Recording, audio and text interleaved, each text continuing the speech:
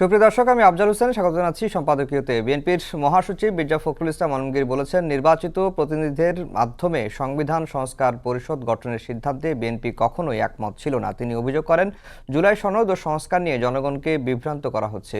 অন্যদিকে এনসিপি নেতা আখতার হোসেনের মতে বিএনপির রাজনীতি এখন সংস্কার নয়, ক্ষমতা কেন্দ্রিক।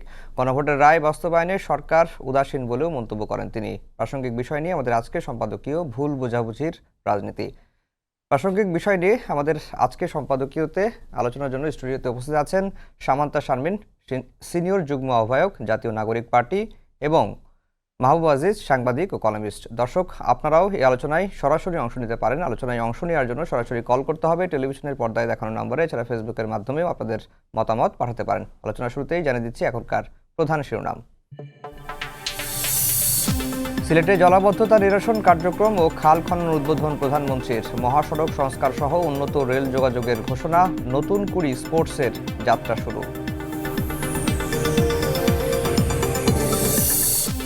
সংস্কার নিয়ে মানুষকে ভুল বুঝিয়ে দেশ অস্থিতিশীল করার চেষ্টায় জামায়াত, বলছে বিএনপি। গণভোটের রায় না মানলে রাজপথে দাবি আদায়ের হুঁশিয়ারি 11 দলের।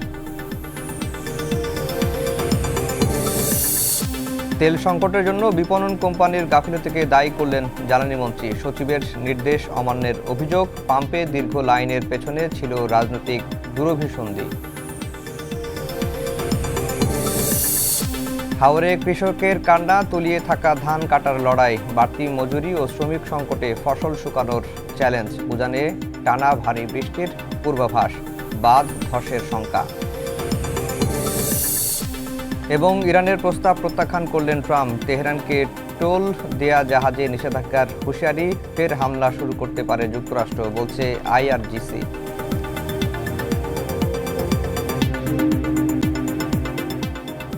দর্শক, শুনাম শুনছিলেন। আমরা আজকের আলোচনার বিষয় দিয়েছি ভুল বোঝাবুঝির রাজনীতি। মাহবুব আজিজ ভাই, আপনাকে দিয়ে আলোচনা শুরু করব। শুরুতেই প্রধানমন্ত্রীর একটি মন্তব্য দিয়ে। প্রধানমন্ত্রী সিলেটের একটি অনুষ্ঠানে বলেছেন, দুটি দলকে উদ্দেশ্য করে তিনি বলেছেন যে প্রকাশ্যে এবং গোপনে ষড়যন্ত্র করা হচ্ছে এবং দেশকে অস্থিতিশীল করার চেষ্টা হচ্ছে, এবং তিনি তার দলের নেতাকর্মীদের এ বিষয়ে সতর্ক থাকতে বলেছেন এবং রাজনৈতিকভাবে মোকাবেলার কথা তিনি বলেছেন। এখন ষড়যন্ত্র তো আমরা এর আগে অনেকবার আলোচনা চলছে, শুনেছি। যেমন অন্তর্বর্তীকালীন সরকারের সময়ে শুনেছি যে নির্বাচন বানচালের ষড়যন্ত্র হচ্ছে, নির্বাচন হবে না, এই কথাগুলো শুনছি। আবার নতুন করে ষড়যন্ত্রের কথা তিনি বললেন। এরকম কোনো আভাস আসলে মিলছে কিনা ষড়যন্ত্রের? জি, ধন্যবাদ, শুভেচ্ছা সবাইকে। দেখুন, এই যে জুলাই জাতীয় সনদ, যেটা নিয়ে এত কথা, এত কিছু, এবং এটা তো বারবার আমাদের সামনে আসছে। আমরা 12ই মার্চে যেই সংসদ অধিবেশন শুরু হতে দেখলাম এবং সেটা চলল 30 তারিখ পর্যন্ত। যদি আমরা হিসাবগুলো বের করি যে আসলে কয় মিনিট কি বিষয়ে আলাপ আলোচনা হয়েছে, তখন কিন্তু আমরা দেখতে পাবো যে একটা মোটামুটি প্রীতিপূর্ণ পরিবেশেই শুরু হওয়া সংসদ একটা বিষয়ে গিয়ে কিন্তু দ্বিমতের দিকে গেছে। সেটা হচ্ছে জুলাই সনদ কি করে বাস্তবায়িত হবে বা এটা নিয়ে গণভোট প্রসঙ্গে। এছাড়া কিন্তু খুব মোটা দাগে দুই দলের মধ্যে আমরা খুব বেশি পার্থক্য দেখিনি। যেই বিষয়গুলো নিয়ে সংসদে আলোচনা হওয়া দরকার ছিল, বিশেষ করে মার্কিন যুক্তরাষ্ট্রের সাথে যে চুক্তি, সেটা নিয়ে কিন্তু সরকার বিরোধী দলের কোনো কথা আমরা শুনিনি। আমরা শুনিনি হাম নিয়ে যেই কেলেঙ্কারি ঘটালো অন্তর্বর্তী সরকার, হামসহ আরও অনেক বিষয় অন্তর্বর্তীকালীন সরকারের বড় বড় কেলেঙ্কারি ঘটিয়েছে, সেইগুলো নিয়েও শ্বেতপত্র প্রকাশের দাবি সরকার বা বিরোধী দলে কেউই করেনি। অর্থাৎ দুই দলের ভেতরে এক ধরনের প্রচ্ছন্ন সমঝোতা আমরা দেখেছি বিভিন্ন বিষয়ে, এবং সেইটা কখনো কখনো আমরা দেখতে পাচ্ছি যে কোনো বিষয়ে দুই দলের মধ্যে মুখোমুখি অবস্থান। বিশেষ করে শেষের দিকে এসে মুক্তিযুদ্ধ নিয়ে আমরা দেখলাম যে দুই দলের বিপরীত কথাবার্তা, এবং এই মুক্তিযুদ্ধ প্রসঙ্গ কিন্তু নির্বাচনের আগেও আমরা দেখেছি। 15 দিন আগে অন্তত বিএনপির চেয়ারপারসন সরাসরি এটার মুক্তিযুদ্ধের পক্ষে অবস্থান জানিয়েছিলেন বিএনপির, এবং এনসিপি যেই দলটি একেবারেই নতুন, 1 বছর পূর্ণ হয়েছে, তারা যখন গিয়ে জামাতের সঙ্গে যুক্ত হলো, এটা একটা নতুন সমীকরণ কিন্তু তৈরি করলো, এবং জামাতের যেই 71-এর যে ভূমিকা, সেটা অনেকটাই ফিল্টার্ড হয়ে যাবে এরকম একটা মনোভাব কিন্তু জামাতের মধ্যেও দেখা গেছে। যে যেই বিতর্কিত পরিস্থিতি তাদের আছে নানান রকম, সেখান থেকে কিন্তু তারা সরে আসবে এই তরুণ প্রজন্মের যে দলটিকে তারা সাথে নিয়ে। এবং তারা এনসিপি কি ফিল্টার্ড হয়নি? তারা ফিল্টার হওয়ার চেষ্টা করেছে, বিএনপি সেই জায়গাতে তারা তো নতুন বলছে নতুন যে যুক্তি- ৭১-এর জামাত আর এখনকার জামাত এক নয়। এটা তো সকলেই দাবি করবে, কে বলবে যে আমি ওই সময়ের কিন্তু অপরাধী? তাদের নীতি, তাদের পলিসি এবং এই নির্বাচনকে কেন্দ্র করে মনে হয় না যে তাদের যে গঠনতন্ত্র আছে অনেক কিছুতেই তারা সরে এসেছে। লিবারেল হ্যাঁ, সেরকম যেমন নারী শীর্ষ আসনে যাওয়া যাবে না, 5 ঘন্টা কর্মঘণ্টা নারীকে বেঁধে দেওয়া, এমনকি নির্বাচনের আগে জামাতের আমির যখন কথা বললেন আল জাজিরার সঙ্গে, তখন বললেন জঠরে নারী সন্তান ধারণ এবং মাতৃদুগ্ধ দেওয়া যেহেতু নারীর কাজ, সেহেতু নারী খুব গুরুত্বপূর্ণ কাজে যেতে পারবে না, ইত্যাদি সহ আরও অনেক বিষয়ে জামাত যখন কথাবার্তা বলে, সেটা কিন্তু তাদের যে ৭১-এর ভূমিকারই অনুবর্তন বলে মনে হয়। তারা যখন যুক্তরাষ্ট্রের সঙ্গে কথা বলতে চায়, যারা যখন মানবাধিকারের প্রশ্নে যারা সোচ্চার, তাদের সঙ্গে কথা বলতে যায়, তখন তারা শরিয়া আইন তাদের আর প্রয়োজন হয় না। কিন্তু যখন তারা এই সাধারণ মানুষের সঙ্গে কথা বলে বিভিন্ন পর্যায়ে, মাঠে ঘাটে প্রান্তিক পর্যায়ে, তখন কিন্তু বলে যে আমরা শরিয়া আইন করব। এবং তাদের যে নির্বাচনী ইশতেহার, কোথাও কিন্তু পরিষ্কারভাবে তারা বলে নাই যে আমরা শরিয়া আইন থেকে সরে এসেছি। তারা বলেছেন শরিয়া আইনটাই হচ্ছে আল্লাহর আইন ইত্যাদি, যখন যা প্রয়োজন। এমনকি এই সর্বশেষ শফিকুর রহমান সাহেব এই বলেছেন যে ১২০০ শহীদের পরিবারে তিনি ব্যক্তিগতভাবে উপস্থিত হয়েছেন। এই ব্যক্তিগতভাবে তিনি যখন উপস্থিত হয়েছেন বলেন, তখন কিন্তু অনেক বিষয় সামনে চলে আসে। আপনার 5ই আগস্ট থেকে এই 27শে মে তারিখে তিনি বক্তব্যটা দিয়েছেন। 631 দিন, এই 631 দিনে তিনি উমরা করতে গিয়েছিলেন, হাসপাতালে ভর্তি ছিলেন, তার নানান রকম পারিবারিক ব্যক্তিগত কাজ ছিল, এবং 9 মাস সংস্কার আলাপ করেছেন। এত কিছু করার পরে 631 দিনে তিনি ব্যক্তিগতভাবে 1200 শহীদের বাড়িতে চলে গেলেন। অর্থাৎ জামাতের কথা এবং কাজে যে অমিল, সেগুলো কিন্তু বারবারই আমরা দেখতে পাই। এবং সেই ক্ষেত্রে জামাত পরিবর্তিত হয়ে গেছে, এটা কি করে আমরা বুঝবো? সবচেয়ে আমাদের বড় যে বিষয়টি, যেটি জামাত এবং এনসিপি একমত, সেটি হচ্ছে ৭২-এর সংবিধানের মূল নীতি পরিবর্তন করতে হবে। এই বিষয়ে কিন্তু তারা একাট্টা। যেটা নাহিদ ইসলামও তার বক্তব্য 33 মিনিটের যে বক্তব্য দিয়েছেন, সেখানেও বলেছেন যে ধর্মনিরপেক্ষতা এবং সমাজতন্ত্র এগুলো বানানো হয়েছে, এগুলো ছিল না আগে। তো কাজেই মুক্তিযুদ্ধের যে মূল প্রত্যয়, সেই জায়গা থেকেই তারা নতুন ধরনের ব্যাখ্যা দিচ্ছেন, যেই ব্যাখ্যায় জামাত এবং এনসিপির মিল খুঁজে পাওয়া যাচ্ছে। এবং তারা বলছেন যে বিএনপি থাকছে না যখন বিএনপি ৭২-এর সংবিধানকে ওন করছে। অর্থাৎ জামাত কিন্তু তার আদর্শে অটুটি আছে, এবং সেই জায়গায় যে একটা সাম্প্রদায়িক রাজনৈতিক দল হিসেবে যে দীর্ঘদিন যে রাজনৈতিক চর্চা করে এসেছে জামাতে ইসলামী, সেটাই তাদের ধারাবাহিকতা এখনো চলছে। জামায়াত এবং এনসিপির মতের মিল পাওয়া যাচ্ছে, বিশেষ করে ৭২-এর সংবিধানকে কেন্দ্র করে। এটা কেন আপনার কাছে জানতে চাই, যে এই মিলের পার্সপেক্টিভটা আসলে কোথায়, কোন জায়গায় মিল? আর দ্বিতীয় বিষয়টা হচ্ছে যে বিএনপি চাচ্ছে যে সংবিধান সংশোধন কমিটি তারা করতে চান, কিন্তু 11 দলের জোট বলছে যে সংবিধান সংশোধন এবং সংস্কার শব্দগত বিষয়গুলোর আসলে মৌলিক পার্থক্য কি? ধন্যবাদ আপনার প্রশ্নের জন্য। সময় টেলিভিশনে যারা দেখছেন, কলাকুশলী সকলকে সালাম ও শুভেচ্ছা, আমার সহ আলোচককে সালাম ও শুভেচ্ছা। মুক্তিযুদ্ধের মূল প্রত্যয় পরিষ্কারভাবে, এটা আমাদের যে মুক্তিযুদ্ধের ঘোষণাপত্র, সেখানে পরিষ্কারভাবে লেখা আছে, কোনো সন্দেহ করার কোনো কারণ নেই, এখনও চাইলে চেক করা যাবে, সাম্য, মানবিক মর্যাদা, সামাজিক ন্যায় বিচার। এটার ভিত্তিতেই বাংলাদেশের মুক্তিযুদ্ধ মানে সংগঠিত হয়েছে, পরিচালিত হয়েছে, জয়ী হয়েছে। বাংলাদেশের আপামর জনসাধারণ জয়ী হয়েছে, regardless of the leadership, K party ছিল, কে কি ছিল, এটা নিয়ে আর্গুমেন্ট আপনি যাই করেন না কেন, মানুষ জয়ী হয়েছে। এবং এই 3টি মতামতের ভিত্তিতে, এই 3টি মূলনীতির ভিত্তিতে আমাদের জাতীয় নাগরিক পার্টি, এখানে অনেকগুলো বিষয় আসছে, যেহেতু জামাতের কেউ নাই, সো এটা তাদের বার্ডেন হবে যে এটা পরবর্তীতে কোনো একটা টকশোতে তারা নিশ্চয়ই উত্তর দিবেন। আমি এনসিপির জায়গাটা বলবো। এনসিপি আমাদের জায়গা থেকে কিন্তু আমরা যে প্রস্তাবনা রেখেছি মূলনীতির জায়গা থেকে, আমরা পরিবর্তন অবশ্যই চাই। আমরা মনে করি যে মূলনীতি দিয়ে পরবর্তীতে সংবিধান তৈরি হয়েছে, তার সাথে মুক্তিযুদ্ধের যে আসল ঘোষণাপত্র, সেই ঘোষণাপত্রের অমিল রয়েছে, এবং সেখানে ইন্টেনশনগত পার্থক্যও রয়েছে।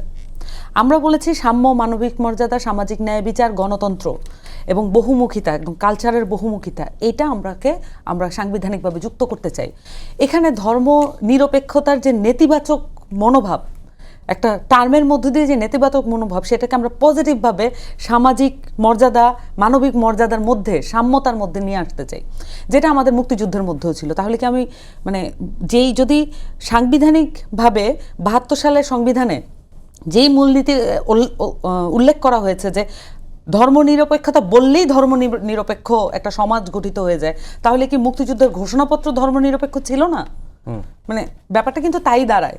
ফলত এটা বলার কোনো সুযোগ নাই, কারণ আমরা মুক্তিযুদ্ধ সংগঠিত হয়েছে বাংলাদেশের ফাউন্ডেশন মুক্তিযুদ্ধকে ওন না করে বাংলাদেশে কেউ কখনো রাজনীতি করতে পারবে না, পরিষ্কার।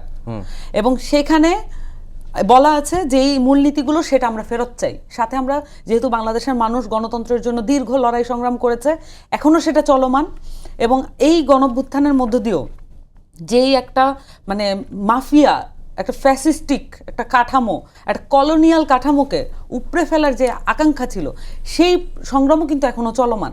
ফলত আমরা ওই মূলনীতিগুলোকেই চাই যেটা আমাদের বাংলাদেশের মুক্তির দিশাকে প্রারম্ভেই উন্মোচিত করেছিল। এটাই হচ্ছে এনসিপির জায়গা। কিন্তু ওই যেটা বললাম যে সংশোধন আর সংস্কার, এর মধ্যে বেসিক পার্থক্য কি? শব্দগত দুটি সংশোধন তো বাংলাদেশে একটা কার্সড ওয়ার্ড, অভিশপ্ত শব্দ। কারণ এই সংশোধনী এবং সংশোধনীর মাত্রা কি হবে, কে করতে পারবে, এই বিষয়টা নিয়েই বাংলাদেশের এই সংবিধান সংশোধন না করে তো আসলে কোনো পার্টি তার চরম ক্ষমতা এনজয় করতে পারে নাই। ফলত প্রত্যেকটা পার্টি, যারা ওল্ড স্কুলের পার্টি, যারা আগের সিস্টেমে চলা পার্টি, প্রত্যেকেই চায় 2/3 মেজরিটি পেতে। 2/3 মেজরিটি তাকে সব কিছু করার সেই অন্তিম প্রয়াস তাকে করার সুযোগ দেয়, যেটা 2/3 না পেলে সে পারে না। ফলত আমাদের সংবিধানে যেটা সংশোধিত করা হচ্ছে, এটার পরিস্থিতি আমাদের পূর্বতন সংশোধনীর মতো করেই হবে। এখন দেখেন যে যেই জায়গাগুলোতে আসলে আমরা এই বিষয়গুলো আলাপ হয় না, যে নোট অফ ডিসেন্ট বলেন, যাই বলেন, সংস্কারের মূল জায়গাগুলো কোনটা? আমরা চাই যে বাংলাদেশের যে প্রতিষ্ঠানগুলো আছে, যেগুলো রাষ্ট্রীয় ভিত্তিতে পরিচালিত হয়, মানুষের ট্যাক্সের টাকায় পরিচালিত হয়, তারা যেন মানুষের কাছে জবাবদিহিতা থাকে। সো তত্ত্বাবধায়ক সরকার, বিচার বিভাগ, দুদক এবং পিএসসির মতো যে প্রতিষ্ঠানগুলো, সেই প্রতিষ্ঠানগুলো দলীয়করণ মুক্ত রাখা, এইটা আপনার আপরাইজিং না হলেও এটা বিশেষ চাওয়া। আর ফলত এটা চাওয়ার জন্য, এটা আদায় করার জন্য একটা আপরাইজিং পর্যন্ত হয়েছে। সরকারি দল এমনভাবে কথা বলেন মনে যেন কিছুই হয় নাই, তাদেরকে ক্ষমতায় আনার জন্য মানুষ প্রাণ দিয়েছে। এটা একেবারেই অসত্য। বাংলাদেশের মানুষ যারা ওই সময়ে পঙ্গু হয়েছেন, তাদের কাছ থেকেও যদি আপনি একটা সার্ভে করেন, তাহলে আপনি তাদের কাছ থেকে আসল কথাটা শুনতে পাবেন। মানে একটা দল থেকে আরেকটা দলে পরিবর্তন হওয়ার জন্য কেউ বুলেটের সামনে নিজের প্রাণ দেয় না, নিজের দেহ দেয় না। সো ফলত আমরা চাই আমাদের দেশের প্রতিষ্ঠানগুলো, রাষ্ট্রীয় প্রতিষ্ঠানগুলোর একটা জবাবদিহিতা থাকুক, সেটা রাষ্ট্রীয় মানে 2/3 মেজরিটি পাওয়ার পার্টির দলীয়করণের হাতে না পড়ুক। এই চাওয়াটাকে একটা ষড়যন্ত্রের রূপ দেওয়া হচ্ছে। ষড়যন্ত্র আসলে কারা করছে আমরা দেখি তাহলে এখন। মানে আপনি জবাবদিহিতার আওতায় আসবেন না, আপনি বিরোধী দলের মতামত নেবেন না, আপনি দেশের মানুষের মতামত নেবেন না, আপনি প্রশাসক নিয়োগ করবেন, আপনি মব করে বাংলাদেশ ব্যাংকের গভর্নর পরিবর্তন করবেন, এবং আপনি এমন একজনকে বসাবেন যিনি ঋণ খেলাপি ছিলেন, এবং উনি তো পারদর্শী, একটা জিনিসে তো খুবই পারদর্শী, উনি তো রিশিডিউল করতে পারেন। সো এই যে কাজগুলো বিএনপি করছে, ফলত তাদের পরিষ্কার মেসেজ হচ্ছে এই প্রতিষ্ঠানগুলোকে দলীয়করণ করেই তারা তাদের ক্ষমতা কুক্ষিগত করতে চায়। আমি আগেও বলছি, এখনো বলছি, বিএনপি আসলে আওয়ামী লীগ না। তারা এটা চেষ্টা করে কিন্তু প্রত্যেকবার ফেল করে। কিন্তু এটার জন্য যেটা লাগে মতাদর্শিক জায়গাটা, বিএনপি আসলে তো ন্যাশনালিস্ট পার্টি হিসেবে ন্যাশনালিজমকে ধারণ করে কখনো তার পলিটিক্সকে দাঁড় করায়নি। ফলত তার পক্ষে ওই ফ্যাসিবাদী প্রবণতা, ওই স্বৈরাচারী প্রবণতাকে পুরোপুরি কুক্ষিগত করে সেই রাজত্ব কায়েম করা, এটা তার পক্ষে সম্ভব হবে না। শুধুমাত্র তারা কেওস তৈরি করবে। ফলত তাদের যেটা দরকার, একটা যেটা ব্যাপারে ঐক্যমত্য এসেছে, এটা অনেক মিনিমাম। এই মিনিমামটা যদি মানতে না পারে, তাহলে আমরা পুনর্লিখনের দিকে, আমরা যেটা বলেছিলাম নতুন সংবিধান, সেটাই আমাদের, কিন্তু এনসিপির আপনি জানেন আমাদের প্রথম দফায় হচ্ছে গণপরিষদ নির্বাচন, আমরা নতুন সংবিধান চাইবো। তাহলে জি, মাহবুব আজিজ ভাই, যেটা সামান্তা শারমিন বললেন যে আসলে সংস্কারের যে আকাঙ্ক্ষা, সেই আকাঙ্ক্ষাটাকেই বা সেই চাওয়াটাকেই আসলে ষড়যন্ত্রের রূপ দেওয়া হচ্ছে, আর বিএনপি আসলে আওয়ামী লীগ না।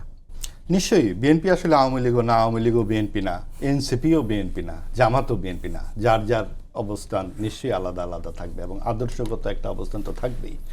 আরেকটা বিষয় হচ্ছে যে আপনি দেখুন যে এই যে জুলাই সনদ নিয়ে এত কথা হচ্ছে, সেখানে ভূমিকাতে কিন্তু একটা স্পষ্ট একটা অবস্থান আছে। এই সনদটি তৈরি করেছিল জাতীয় ঐক্যমত্য কমিশন এবং সেখানে প্রধান হচ্ছেন, আপনার নামগুলো দেখুন আপনি, যে ডক্টর ইউনুস সভাপতি, অধ্যাপক আলী রিয়াজ সহসভাপতি, বদিউল আলম মজুমদার সদস্য, এমদাদুল হক সদস্য ইত্যাদি, এই ধরনের ব্যক্তিগুলো। এবং এখানে লেখা আছে পরিষ্কার, আপনি দেখুন যে 1971 সালের 25 মার্চ কালো রাতে হানাদার বাহিনী তৎকালীন পূর্ব পাকিস্তানের নিরীহ জনগণের উপর বর্বরচিত গণহত্যা শুরু করলে এই হানাদার বাহিনী কার? ডক্টর ইউনুসের হানাদার বাহিনী নাকি জাতীয় ঐক্যমত্য কমিশন যারা করছেন তাদের প্রবণতাটুকু একদম পরিষ্কার সাক্ষ্য দিচ্ছে তারা কি চায়, তারা কি চেয়েছে 18 মাসে। তারা চেয়েছে মুক্তিযুদ্ধকে ভুলিয়ে দিতে, তারা চেয়েছে পাকিস্তানের নামটি সরিয়ে দিতে, তারা চেয়েছে পাকিস্তান থেকে বাংলাদেশ কেন আলাদা হলো এর যে একটা ঐতিহাসিক, রাজনৈতিক, সামাজিক, নৃতাত্ত্বিক কারণ আছে তা সব ভুলিয়ে দিতে। এবং এই জন্য ভোলাতে হবে সবার আগে ধর্মনিরপেক্ষতা। কারণ আপনি দেখুন যে বাংলাদেশের সংবিধানে যে ধর্মনিরপেক্ষতা শব্দটি আছে, সেটা সেকুলারিজম, এই শব্দটি কিন্তু ভারত কিংবা পাকিস্তানের সংবিধানে নেই। ভারতের সংবিধানে আছে সেকুলার। তাহলে আমরা সেকুলারিজম পেলাম কোথায়? ভারত এসে লিখে দিল সেকুলারিজম, আমরা পেলাম আমাদের যে 23 বছরের যে যুদ্ধ পশ্চিম পাকিস্তানের সাথে বৈষম্যের যে লড়াইটি ছিল এবং তারপরে 9 মাসের যে রক্তক্ষয়ী যুদ্ধটি ছিল, তখন আমরা বুঝতে পারলাম রাষ্ট্র জাগতিক। রাষ্ট্রের কাছে আমরা চাকরি চাই, রাষ্ট্রের কাছে আমরা খাদ্য চাই, রাষ্ট্রের কাছে বস্ত্র চাই, আমরা রাষ্ট্রের কাছে চাই যে আমার ন্যূনতম যে সমস্ত অধিকার এবং বৈষম্যহীন একটি জীবন চাই। আমরা রাষ্ট্রের কাছে বেহেশত চাই না। 24-এর গণ অভ্যুত্থানে যে আন্দোলন করেছিল, আমরা বেহেশত অর্জনের জন্য আন্দোলনে যাই নাই। সেখানে দল মত নির্বিশেষে সকলেই গেছে, যেটি সামান্তা বললেন যে কলোনিয়াল কাঠামো ভেঙে দেবার জন্য, অবশ্যই উপড়ে ফেলার জন্য গেছে। সেই কলোনিয়াল কাঠামো শুধু আওয়ামী লীগ তৈরি করে নাই, সেখানে যখন যে সুযোগ পেয়েছে, 18 মাস অন্তর্বর্তীকালীন যখন সরকার সুযোগ পেয়েছে, তারাই হাতে তুলে নিয়েছে এই বেআইনি আইন যে মব সন্ত্রাস। তারা কি করলো আপনি দেখুন, 2 কোটি 2.5 কোটি টাকা দিয়ে দিয়েছেন এই সদস্যদের তাদের প্রতিষ্ঠানে হ্যাঁ ভোটের পক্ষে ভোট দেওয়ার জন্য। তারা বাংলাদেশ ব্যাংকের গভর্নর দিয়েছেন 1 কোটি টাকা এই বৈষম্য বিরোধী ছাত্রদের হাতে। কেন 3-4 কোটি টাকা আপনারা হ্যাঁ ভোটের জন্য দেবেন? আপনি যদি বোঝেনই যে হ্যাঁ ভোটটা এত গুরুত্বপূর্ণ, আপনি মানুষের কাছে ভোটের জন্য গেছেন কেন? এখানে মানুষের ভোট চাইতে গেছেন, আপনি কেন সেখানে ফিটিং করাচ্ছেন? আপনারা কি করে 33টি রাজনৈতিক দল ঠিক করেন যে এটাই জাতীয় ঐক্যমত? আপনারা মিলে ঠিক করবেন কে কে নির্বাচনে থাকবে আর কে কে থাকবে না। আপনারা বলছেন বিরোধী দলের মতামত নেয়নি সরকার, বললেন বিরোধী দল কারা? কোন প্রক্রিয়ায় বিরোধী দল হয়েছে? যারা এই জুলাই সনদে হানাদার বাহিনী লেখে পাকিস্তানিকে, সেই তারাই প্রীতিবশত সাম্প্রদায়িক দলকে বিরোধী দল বানানোর জন্য সমস্ত মাঠ প্রস্তুত করেছেন। প্রয়োজনে তারা আরও যদি সম্ভব হতো তারা সরকারই বসাতে চেয়েছিলেন, যেই কারণে সালাউদ্দিন সাহেব এই সর্বশেষ বক্তৃতায় বলেছেন আমরা সব কিছু কৌশলে মেনে নিয়েছি, কারণ নির্বাচনটা হয়ে যাক। নির্বাচনই তো তারা দিত না। আপনি দেখুন সত্যগুলো কিভাবে বেরিয়ে আসে। এই যারা এই জাতীয় ঐক্যমত্য কমিশনের হোতা, তারা কিন্তু নির্বাচনটাকেই এভাবে পিছিয়ে পিছিয়ে নিয়ে যাচ্ছিল। একবার বলেছে যে অল্প বিস্তর সংস্কার হলে সেটা ফেব্রুয়ারির মধ্যে হবে নির্বাচন, আর যদি পূর্ণ সংস্কার হয় তাহলে জুনের মধ্যে হবে নির্বাচন। কোনটাকে অল্প বিস্তর সংস্কার বলে আর কোনটাকে পূর্ণ সংস্কার বলে আমরা জানলাম না। আমরা শুধু দেখলাম যে আমাদের সিরিঞ্জ কেনার টাকাটাও নাই, এটা আমাদের স্বাস্থ্যমন্ত্রী সম্প্রতি সংসদে বলেছেন। আমরা দেখলাম উজাড় করে ফেলেছেন এক এক উপদেষ্টা তার যা এখতিয়ার ছিল। একজন 4-5টি মন্ত্রণালয়ের দায়িত্বে ছিলেন এবং 5টি করে বেতন নিয়েছেন। আজিজ ভাই, এই যে জুলাই জাতীয় সনদটা হয়েছে, সিগনেচার তো করেছে বিএনপি। আপনি যদিও বিএনপির প্রতিনিধি না, তারপর আপনার মতামতটা অবশ্যই, যে বিএনপি সিগনেচার করেছে, বিএনপি বলছে যে প্রতিটি শব্দ অক্ষর অক্ষরে তারা পালন করবে, জুলাই সনদটা তারা আঁকড়ে ধরবেন।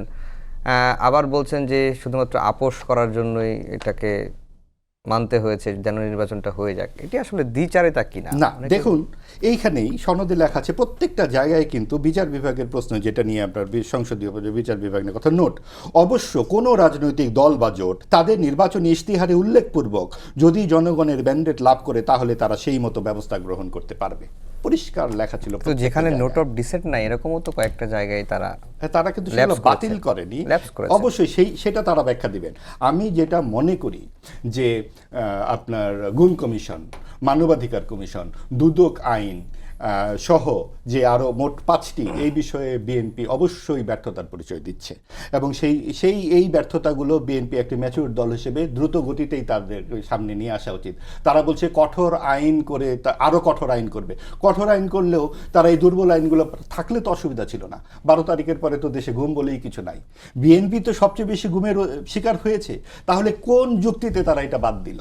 আমার বুদ্ধিতে কুলোয় না। ঠিক একইভাবে আমার বুদ্ধিতে কুলোয় না যে যেখানে নোট অফ ডিসেন্ট দিচ্ছে দলগুলো, এনসিপিও দিয়েছে 4টি নোট অফ ডিসেন্ট, সেই এনসিপি কি করে লেখে যে নোট অফ ডিসেন্ট ছাড়া এগুলায় আমরা সই করছি?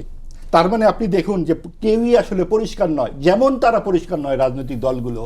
80 দশকে এরশাদ সাহেব যখন এই দেশে স্বৈরাচার হিসেবে আবির্ভূত হলেন, 10 বছর রাষ্ট্র পরিচালনা করলেন, কোন সংবিধানের আওতায় তিনি করলেন? অর্থাৎ সংবিধান এখানে প্রধান হয়ে ওঠে না। শেখ হাসিনা যখন রাতের বেলা ভোট করলেন, একা একা ভোট করলেন, আমিডামি ভোট করলেন 3 দফা, তিনি কি সংবিধান দেখে দেখে করেছিলেন? কোন সংবিধানে, আমাদের সংবিধানের কোন ধারায় লেখা আছে রাতের বেলা ভোট করা যাবে? এরশাদ যে ছাত্রদের মিছিলে ট্রাক উঠিয়ে দিলেন, কোন সংবিধানে লেখা ছিল? আসলে রাজনৈতিক দলের ইন্টেনশনটা হচ্ছে সবচেয়ে বড় কথা, সরকারের ইন্টেনশন আরো বড় কথা। অন্তর্বর্তীকালীন সরকার একটা বাহানা করে দেশকে চির বিভাজিত সংস্কৃতির দিকে নিয়ে গেছে, এবং দেশের একটা খুব বড় শক্তিশালী রাজনৈতিক ফ্রন্টকে, যারা হত্যার সঙ্গে জড়িত তাদেরকে তারা কেন বিচার করলো না? তারা বিচার না করে আওয়ামী লীগের নেতাদের যারা হত্যার সঙ্গে জড়িত তাদেরকে বিচার না করে সেটাকে ঝুলিয়ে রাখলো, এবং সেটা করলো কি ওই যুদ্ধাপরাধী ট্রাইব্যুনালের সঙ্গে যুক্ত করে দিল, যাতে যুদ্ধাপরাধের ট্রাইব্যুনালটাও হাস্যকর হয়ে যায়, এই বিচারটাও ঝুলে যায়। অর্থাৎ আপনি দেখুন যে পুরো দেশের রাজনীতিতে একটা বিভাজিত সংস্কৃতির তৈরির চেষ্টা তারা করেছে, যেটার জের আমাদের আগামীতেও বহন করতে হবে। আপনি দেখুন যে সর্বশেষ গ্রাহ্য নির্বাচনগুলোতে যে 40% ভোট যেই দলগুলো পেয়েছে, আওয়ামী লীগ, বিএনপি, তাদের একটি দলকে কি করে এভাবে আপনি নির্বাচন থেকে বাদ দেন? আপনি সেই নির্বাচনে তাদেরকে অংশগ্রহণ করতে দিতেন, জনগণ তাকে লাল কার্ড দেখাতো যেভাবে জাতীয় পার্টিকে দেখিয়েছিল। এইটা দেওয়া হলো না কেন? বলা হলো যে এরা গণহত্যার করেছে। তাহলে গণহত্যা যদি আওয়ামী লীগ করে থাকে, 2000 মানুষের হত্যার অভিযোগে অভিযুক্ত, তাহলে 30 লক্ষ মানুষের হত্যার অভিযোগে অভিযুক্ত যে জামাত ইসলামী, যারা 16ই ডিসেম্বরের আত্মসমর্পণ দলিলে যাদের কথা স্পষ্ট লেখা আছে যে পাকিস্তানি সিভিল আন্ডার নো ফোর্সের সাথে এই সিভিল আর্ম ফোর্সেস হিসেবে তারা আত্মসমর্পণ করেছে, তারা কি করে এইভাবে নির্বাচনে অংশগ্রহণই শুধু করে না, প্রধান বিরোধী দল হিসেবে আবির্ভূত হয়? এবং আমরা দেখেছি 18 মাসের মুক্তিযুদ্ধকে বারবার অপমানিত হতে, সেই অপমানের ধারাবাহিকতায় আজকে আমরা সংসদে প্রধান বিরোধী দল হিসেবে জামাতকে দেখতে পাচ্ছি। জি, সামন্ত শারমিন, আসলে কোনো রাজনৈতিক দলেরই সদিচ্ছা আসলে পরিষ্কার না, যেটি মাহবুব আজিজ ভাই বললেন। আর আওয়ামী লীগের রাজনীতি করতে না দেয়া বা আওয়ামী লীগকে নির্বাচনে অংশগ্রহণ করতে না দেয়া, উল্টো জামাতের প্রসঙ্গও তিনি এনেছেন যে জামাত যদি 71-এর ভূমিকার কারণে নির্বাচন করতে পারে, তাহলে আওয়ামী লীগ কেন পারবে? প্রথমত আমি খুব আনন্দিত যে মানে আমার সহলোচকের সাথে এর আগের একটা যে টকশো ছিল তার একটা অফেয়ারের আলাপকে উনি গুরুত্ব সহকারে নিয়েছেন, এটাতে আমি খুব আনন্দিত। যে আমি বলেছিলাম যে যেই ইন্টারিম গভর্নমেন্টের যে প্রধান উপদেষ্টা ছিলেন, উনি বলেছিলেন যে ছোট চেঞ্জ চাইলে, সংস্কার চাইলে এতটুকু, বড় সংস্কার চাইলে এতটুকু, কিন্তু উনি কখনোই বলেন না এতটুকুর মধ্যে কি কি আছে। এটা কিন্তু পুরো 1.5 বছরে ওনাকেও কেউ প্রশ্ন করে নাই, উনিও নিজে থেকে বলেন নাই। সো এটা একটা বড় দুর্বলতা, এর অসংখ্য দুর্বলতার মধ্যে এটা একটা। হামের টিকার এই ব্যবস্থাপনাও এটার মধ্যে একটা। কিন্তু এখন আমাদের আসলে কি এই চয়েসটা আমাদেরকে এমন একটা ডিলেমার মধ্যে ফেলে দিচ্ছে যে আমাদেরকে হয় সনদ নিয়ে কথা বলতে হবে, হয় গণভোট নিয়ে কথা বলতে হবে, না হলে এই যে সকল ধরনের অব্যবস্থাপনা, রাষ্ট্রীয় অব্যবস্থাপনা হচ্ছে, মানে চিটাগাঙে আমরা দেখতে পাচ্ছি যে জলাবদ্ধতা আছে, কিন্তু ওখানে প্রতিমন্ত্রী গিয়ে বলছেন যে এখানে কোনো জলাবদ্ধতা নেই, আপনি দেখছেন, এরকম সাংবাদিকদের প্রশ্ন করছেন। এই ধরনের অরাজক সরকারি পরিস্থিতি দেখে আসলে এটা চয়েস করা কোনো ধরনের ভালো চয়েস না। আমি যেটাই চয়েস করি না কেন এই স্বল্প সময়ে সেটাই অন্যায় হবে। তারপর আমি ক্ষমা চেয়ে আমি একটু বলি যে ধর্মনিরপেক্ষতার দোহাই দিয়েই, ধর্মনিরপেক্ষতা মূলনীতি হিসেবে গ্রহণ করি আওয়ামী লীগ শত শত হিন্দুদের বাড়ি পুড়িয়েছে, অসংখ্য রিপোর্ট আছে এটা নিয়ে। সো এটা কেস ক্লোজড। আপনি ধর্মনিরপেক্ষতা শুধু মূলনীতিতে রেখে, ইভেন সাম্য মানবিক মর্যাদা যেগুলো আমরাও অফার করছি, সেগুলো শুধু মূলনীতিতে রাখার বিষয় না, বিষয়টা হচ্ছে ইন্টেনশন। যে আপনি মুক্তিযুদ্ধের যে ঘোষণাপত্র সেইটা এবং তাদের মানুষের যে অর্জন, মানুষের যে ত্যাগ, এটা সম্পূর্ণভাবে আপহোল্ড করতে আমরা চাই, এটা হচ্ছে ইন্টেনশন। কিন্তু আপনি যখন মানে আমদানি করে আনেন কোনো ধরনের মূলনীতি, তখন ইন্টেনশনটাই এটাই যে আপনি এটা দিয়ে বিভাজিত করবেন। এবং বিভাজিত আমরা কি আসলে হিন্দুদের বাড়ি যারা যেসব আওয়ামী লীগ নেতা পুড়িয়েছে তাদের বিচার করতে পেরেছি? পারি নাই। কেন পারি নাই? সেটার কারণ হচ্ছে যে ইন্টারিম গভর্নমেন্ট, এই পুরো মানে ইন্টারিম গভর্নমেন্ট ফর্ম হওয়ার আগে সেনাবাহিনী এবং হচ্ছে ইন্টারিম গভর্নমেন্ট উভয়ে এই যে রেভলিউশনারি প্রসেস, এই পুরো রেভলিউশনারি প্রসেসটাকে রিফর্ম প্রসেসে ট্রান্সফার করছেন। আচ্ছা, এবং এই রেভলিউশনটাকে রিফর্মে আটকে দেওয়া ছিল তাদের সবচেয়ে বড় পলিটিক্যাল গেইন।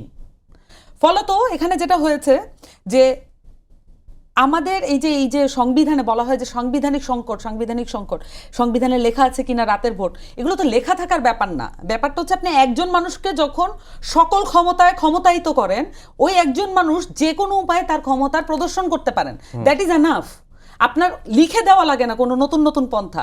আওয়ামী লীগের সক্ষমতা আছে, আওয়ামী লীগ বারবার নতুন নতুন পন্থা আবিষ্কার করতে পারে, কিভাবে আরো বেশি জুলুম করা যায়, কিভাবে মানুষের ভোটের অধিকার কেড়ে নেওয়া যায় আরো একবারের জন্য। এটা তার ক্রিয়েটিভিটি, সেই সক্ষমতা সে দেখায়। কিন্তু এটা যে পারে না, সে পারে না।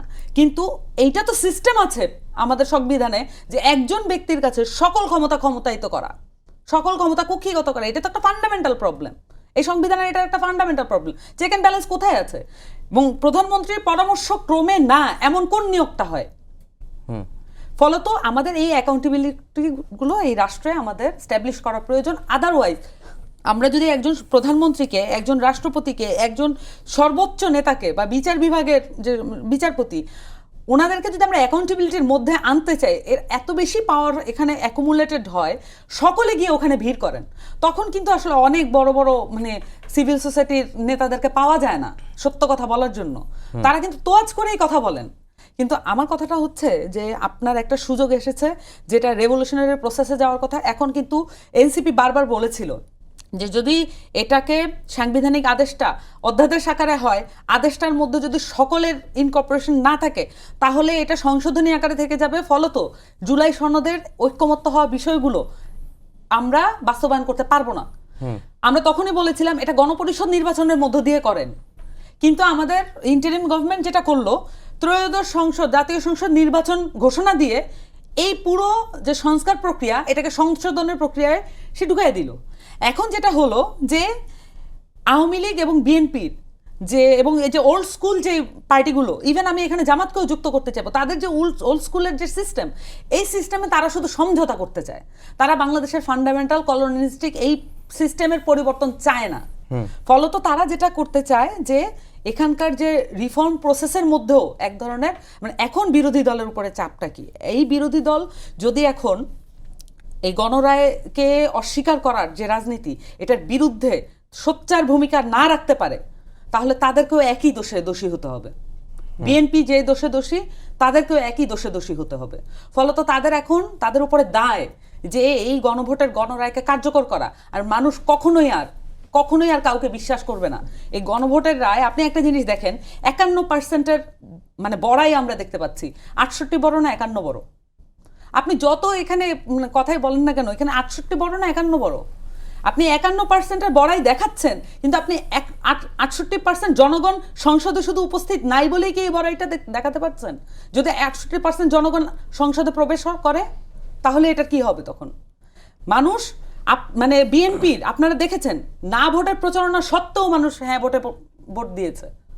বিএনপি মাঠ পর্যায়ে না ভোটের প্রচারণা করেছে। এখন তো পার্লামেন্টারিয়ান যারা বিএনপি, তাদের কথাই তো এটা স্পষ্ট, তারা এটা চান নাই। সংসদে দাঁড়িয়ে এই প্রতারণার কথা উচ্চ কণ্ঠে বলার মতো এই পরিমাণ মানে মানে নির্লজ্জ রাজনীতিবিদ হওয়া, এটা আসলে কতটুকু পাওয়ার হলে সম্ভব? যে আমি এটা বলছি যে আপনারা নির্বাচন দিতে চাচ্ছিলেন না, এই কারণে আমরা সাইন করেছি।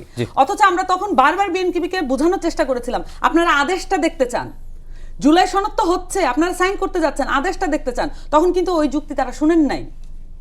এবং যখন এই পুরো রিফর্ম প্রসেসটা বিএনপির জন্য তো আসলে দরকার ছিল, বিএনপির অ্যাজ এ দল তার একটা দলের রিফর্মের জন্য এটা দরকার ছিল। বিএনপি জাস্ট তার আয়ু কমাচ্ছে।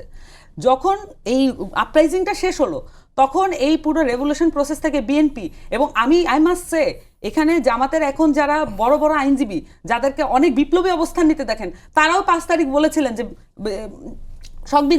সাংবিধানিক ধারাবাহিকতা যদি না রাখা হয় অনেক বড় সমস্যা হবে। 5 তারিখ তারাও এই কথা বলেছিলেন।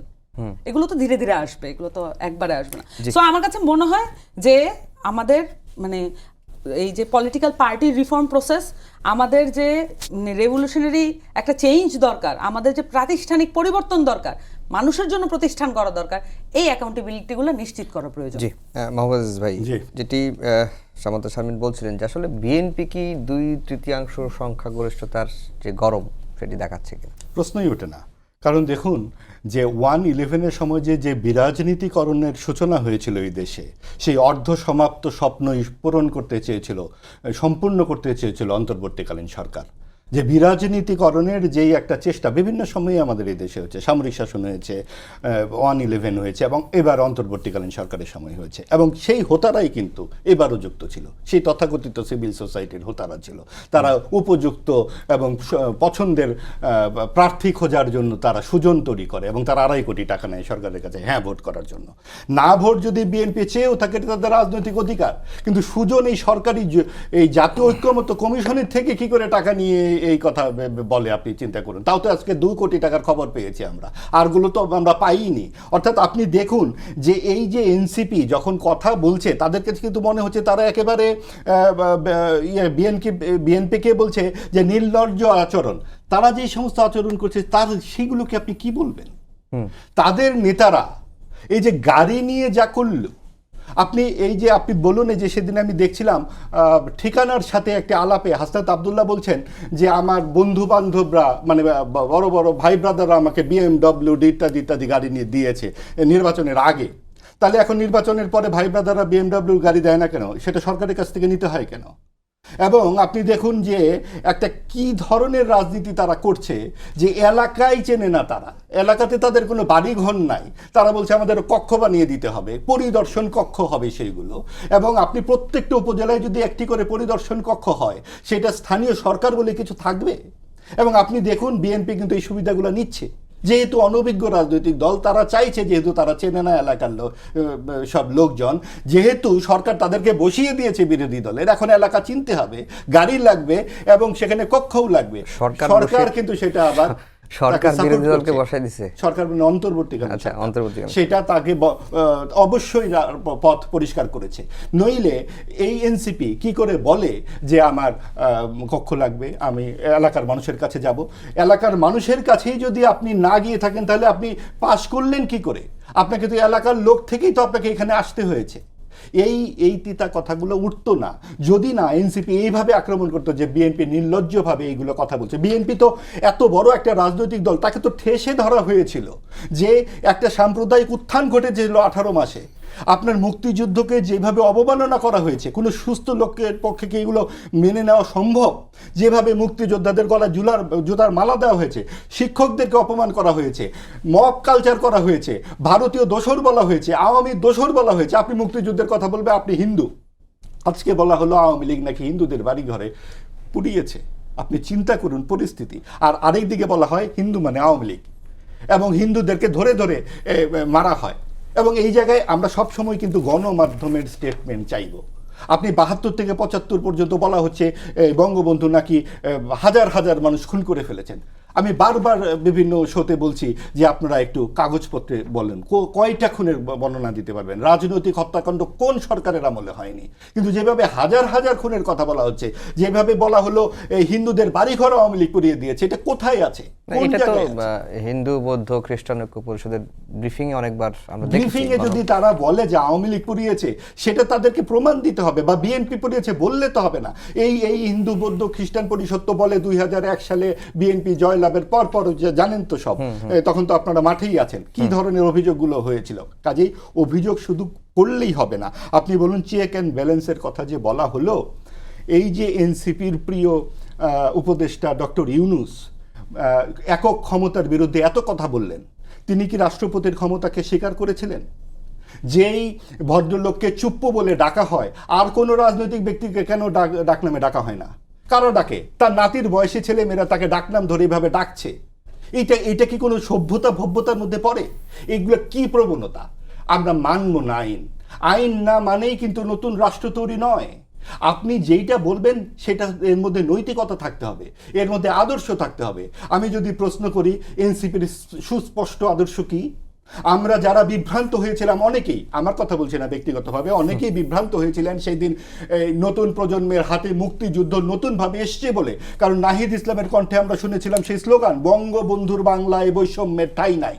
নিজের কানে আমি শুনেছি সেই স্লোগান, ভিডিও আছে। সেই 18 মাসে আপনি একবার বৈষম্য বিরোধী কোনো কথা শুনেছেন? আপনি কোথাও শুনেছেন 18 মাসে এনসিপির কণ্ঠে এই ধরনের কোনো গান? মুক্তিযুদ্ধের গানগুলো নির্বাসনে চলে গেছে। এখন নানান রকম নারায়ণ তাকবীর আমরা শুনতে পাই। আমাদের হাতে আরো অনেক সময় আছে, আমরা আবারও আপনার কাছে আসবো। সামান্তা শারমিন, এনসিপির আসলে সুস্পষ্ট আদর্শ কি, আর এনসিপি কি এখনো নতুন বন্দোবস্তের কথা বা ওই পথে আছে কিনা? আচ্ছা, আমি আপনাকে একটু দেখাই। 5 ডিসেম্বর 2024 জাতীয় প্রেস ক্লাবে সংবাদ সম্মেলনে কথা বলেন বাংলাদেশ হিন্দু বৌদ্ধ খ্রিস্টান কল্যাণ ফ্রন্টের চেয়ারম্যান বিজন কান্তি সরকার। দেশে সংখ্যালঘুদের উপর যাবতীয় হামলা ভাঙচুর ও নিপীড়নের ঘটনায় ক্ষমতাচ্যুত আওয়ামী লীগ সরকারের উপরে দায় চাপালেন বাংলাদেশ হিন্দু বৌদ্ধ খ্রিস্টান কল্যাণ ফ্রন্টের চেয়ারম্যান বিজন কান্তি সরকার। ঠিক আছে, এটা হচ্ছে ডিসেম্বর 2024। ঠিক আছে, সো এইটা অসংখ্য আছে। আমি এই মুহূর্তে যেটা পেলাম, এখন তো সবসময় আসলে রিপোর্ট নিয়ে ঘুরতে হবে, যেমন হচ্ছে বিশাল ইয়ে নিয়ে ঘুরতে হবে। এখন যেটা হচ্ছে যে এনসিপির বয়সকাল হচ্ছে 2 বছর। ঠিক আছে, এখন এই 2 বছরের সময়কালে আমি এটা স্বীকার করে নিব, কিন্তু এই স্বীকার করার দুর্বলতা যদি কেউ কখনো মানে এটাকে দুর্বলতা হিসেবে দেখেন যে স্বীকার করছি, তাহলে এটা ভুল করবেন। এনসিপিকে যে কোনো নতুন রাজনৈতিক দলকে অবশ্যই তার অবস্থান পরিবর্তন করতে হয়। সমস্যাটা কি জানেন? বাংলাদেশে নতুন কথা বলার আর কোনো কিছু বাকি নেই। নতুন কথা সবই বলা হয়েছে, কিন্তু নিজের দায়িত্বটা যেটা বলছেন সেটা করে দেখানো, এটাই শুধু পার্থক্য। এনসিপিকে সেইটা করতে পারতে হবে। আপনি নতুন কথা শুনতে চান না, যে আপনি আপনার স্পষ্ট করেন নতুন কাজটা করছে কিনা, এটা হচ্ছে গুরুত্বপূর্ণ। যখন এনসিপি জোট করেছে সেটা নিয়ে বাংলাদেশের মানুষের বিবিধ রকমের সমালোচনা আছে। এনসিপিকে এটা নিতে হবে, তো এটা তো ফ্যাক্ট। বাংলাদেশের মানুষ অনেকাংশে হতাশ হয়েছে এই ঘটনায়। এনসিপিকে তারা মানে নিজের শক্তিতে বলিয়ান দেখতে চেয়েছিল, নিজের আত্মবিশ্বাসে বলিয়ান দেখতে চেয়েছিল, এবং ভোটের বাইরেও নিজের রাজনীতিকে ভাবতে পারার মতো একটা দল হিসেবে কল্পনা করতে চেয়েছিল। সেখানে একটা আঘাত এসেছে, এটা সত্য। কিন্তু এনসিপি যাই বলবে আপনি এটা কোনোটাই শুনবেন না, বা সবসময় একটা মুডে থাকবেন যে এনসিপি মানেই জামাত, তাহলে এটার কোনো পরিবর্তন ঘটবে না। বরঞ্চ অভ্যুত্থানের মধ্য দিয়ে আসা একটি দল যেটা বাংলাদেশের তৃতীয় শক্তি হওয়ার মতো সক্ষমতা রাখে, সেই সক্ষমতা ধূলিসাৎ করে দেওয়ার জন্য একটি পদধূলি আপনি দিচ্ছেন। ফলত আমি যেটা মনে করি যে এনসিপির অবশ্যই অনেকগুলো জায়গা ক্লিয়ার করতে হবে, এটা আমি মেনে নিচ্ছি। এনসিপির মধ্যপন্থী অবস্থানে তাকে অবশ্যই ফেরত আসতে হবে, এটাও আমি মেনে নিচ্ছি। এবং এটাও আমি বলছি, এনসিপিতে এখনও এনসিপির মধ্যমপন্থা লালন করে সেটার ঝান্ডাই বয়ে নিয়ে চলবে, কোনো ধরনের আপোষ না করে, এরকম নেতা নেত্রী অসংখ্য আছেন। আমি এটা বলছি, এবং ভবিষ্যতে আপনারা এটা হয়তো দেখতে পাবেন। আমি আশা করি আমার কথা মিথ্যা না হোক। পলিটিশিয়ান হিসেবে সৎ এবং সত্যের রাজনীতি করা, এটা তো আমার কাজ। কিন্তু এটার পরিস্থিতি অনেক সময় এমন হয় যে, আমি বললাম না, আমি এর আগেও একাধিক জায়গায় বলেছি, আমি সিভিল সোসাইটি বা এই যে যারা অনেক ন্যায়ের কথা বলেন, নীতির কথা বলেন, তাদের অনেককে আমি দূর থেকে দেখতাম, আর ভাবতাম যে তাদের মতো যদি হতে পারতাম, কিন্তু কাছাকাছি গিয়ে দেখেছি এতটাও না। কম্প্রোমাইজ করেন, কিন্তু ওই যে 1-11 যে ভয়, আমি এটা আগেও বলেছিলাম, 1-11 যে ভয়, সেটাই তো এখন তাড়িয়ে বেড়াচ্ছে। এখন যা কিছু ডিসিশন মেক করা হচ্ছে সব কিছু ওই একটা আশঙ্কায়, একটা ভয় থেকে তো ভালো সরকার পরিচালনা করা যায় না। কনফিডেন্ট হওয়ার জন্য আপনি বিরোধী দলকে আস্থায় নেন, আপনি কিছু কাজ করেন, আপনি সনদটা অ্যাটলিস্ট বাস্তবায়ন করেন। মানে মানুষ গণভোট দিয়েছে যতটুকুর জন্য, ততটুকু আপনি বাস্তবায়ন করেন। আপনি তো 68% জনগণের বিরুদ্ধে যুদ্ধ ঘোষণা করে দিচ্ছেন পার্লামেন্টে, অন্তিম প্রতারণা করছেন মানুষের সাথে। প্রতারণার দলিল ওঠা না তো, আপনি যখন মানে দাঁড়িয়ে বলেন যে আমরা ভোট দিবেন না, এই ভয়ে আমরা বলেছিলাম, আপনি তখন এটা উন্মুক্ত করতেন, মানুষ বিএনপির পক্ষে কি দাঁড়াতো না? মানুষ কি এটা বুঝতো না যে বিএনপি একটা সত্য কথা বলছে? কিন্তু কখনোই মানুষের উপরে ভরসা না রেখে যেটা আমাদের সরকারি দল করেন সেটা হচ্ছে বোঝাপড়া। এই কারণে তারা লন্ডনে বসেন, বিভিন্ন জায়গায় বসে এগুলো বোঝাপড়া করেন। বোঝাপড়ার দায়িত্ব বিএনপির উপরে। তারা কেন লন্ডনে এই বৈঠক করে এটা নিশ্চিত করতে গেলেন? তারা মাঠে ময়দানে বলে বেড়াতেন, তাতে তো মানুষ ছিল।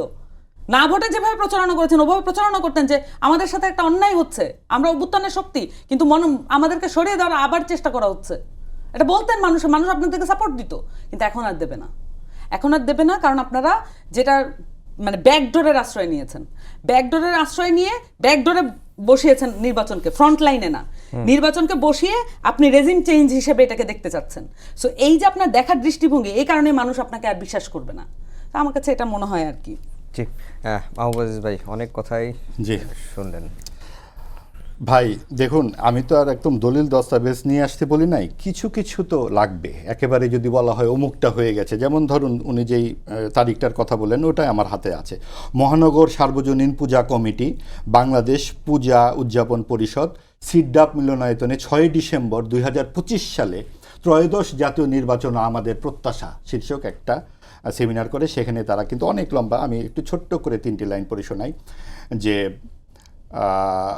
মুক্তিযুদ্ধের মাধ্যমে তাদের যেই প্রত্যাশা তৈরি হয়েছিল, ক্ষোভের সাথে উল্লেখ করেও 80-র দশকে সংবিধানে রাষ্ট্রধর্ম যুক্ত হয়, আরও এক অসহায় অবস্থার সৃষ্টি হয়।